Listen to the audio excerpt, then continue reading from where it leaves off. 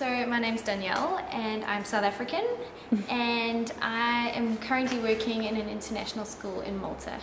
It's my fourth teaching post and I've worked in South Africa and then Cambodia, Sudan and now here. And so in Cambodia, Sudan and here in Malta, always the context has been in international schools. So I'm a high school teacher. In the past I've been focused on language teaching and here my job has expanded, and so not only am I teaching languages, I'm also looking after the service learning program at my school. And so I work with young people. I kind of direct the grade 6s through 10 a little bit. I facilitate their service learning, but mostly I spend time with 16 through 18 year olds and work in the context of service learning, which means I help them particularly within the IB program. I look after the CAS program, which is creativity, activity and service. And so yeah, 16 to 18 young people, generally quite privileged young people. This job that I have right now is probably the best thing I've ever done in my teaching career, because I get to go out with students and we have real learning experiences. I get to expose them to real life problems and real life solutions, and so it's been wonderful, and I get to introduce them to people who are doing incredible things. So yeah, I think the main challenges would have to be to do with time, having the actual time, and for the subject to have its weight.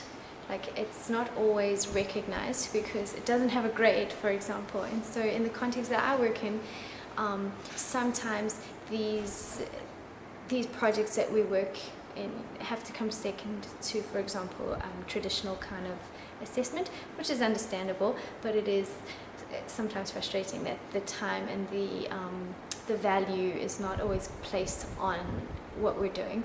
And then of course at times, because they're so young, 16 to 18, sometimes outside of school, people don't recognize the value that these young people have and what they can do and what they can achieve. And so we'll turn up at things and people will realize, oh, these are high schoolers, and quickly realize that they have something to add. The group of students that I work with right now are just incredible, and seeing them get excited about global issues, seeing them get excited about having real solutions to problems that they see around them is phenomenal. And so when they get an opportunity to speak about what they're doing, that's where the inspiration comes. You have to find something that you're passionate about as well as what your students can be passionate about. And so for me right now, for example, working in migration, I've been able to marry those two things together.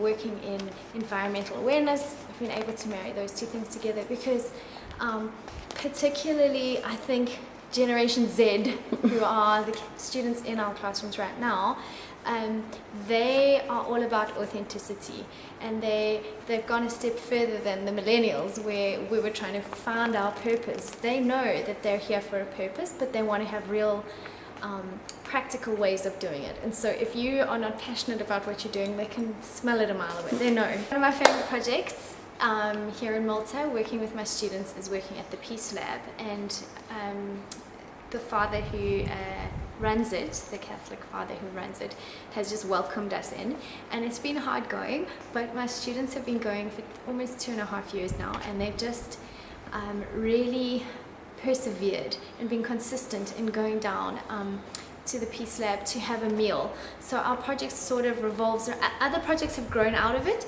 but our main project has been to go once a month and have a meal with the guys who live down there. And so we cook sometimes, some of them come and help us cook. We've done a Senegalese meal, we've done a few barbecues together, and so we kind of just eat together really. And it's been amazing because the men down there are working class adult men, and these are quite young students, and so really on paper it shouldn't work, but it does. And like last week I popped in just to say hi and remind the guys that we're coming this week, and one of the older men and I were chatting, and I said, oh, the kids can't wait to see you, and he said, oh my goodness, we're so excited, I'm so glad the summer's finished, so that they're back. And then he started naming some of the kids by name, which really, you know, it's become personal. The end of the school year is always exhausting, and that's when you really start to question, should I be teaching? And last year, the very last night of school, I had probably my best moment as a teacher ever. I had to walk away because I was going to get very emotional and be ridiculous and probably get mocked. But 2 months before that, the kids and I had been talking about how we would finish the year with Peace Lab before the summer. And I said, well, May we can't go down because exams. And I said, well, June it'll be Ramadan, so how about we just take dates and milk down for the prayer time, and then we say goodbye for the summer. And they said, no ways, miss, so we're going to have a huge iftar meal. And for the first time, probably in the whole time, I had nothing to do with the meal. The kids organized absolutely everything. They went down, they got some donations from a couple of our Muslim families at school. They got some stuff from the local halal butcher, and off we went. And we had people coming in from outside as well, so we had a few visitors, a few parents came down, a few extra teachers. So the students decided which teachers they wanted to invite. And father invited some people, and even there was a man who drives us every week, and he has never come in for a meal with us, but he came in, and really just exciting to see how far it's all come. And there was a guy who lives at the Peace Lab who has never eaten with us. He's come, shown his face, and then disappeared.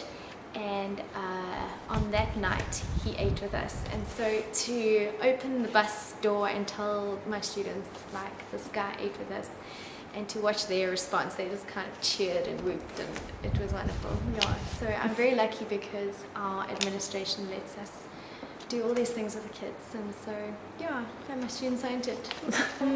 I found out about the Peace Lab online. I had no idea what I was getting myself into, and there was a day where I was off and everybody else was working, so I thought, okay, this is perfect. And basically I had to phone father, and he couldn't really hear me, but we managed to fix a time, and I trekked on the bus. I was very new to Malta, so I didn't know where I was going, and ended up having just a great cup of coffee with him. And we sort of worked out at the end, okay, maybe this could be something. And I said to father, but I need to bring students down first, otherwise if they're not into it.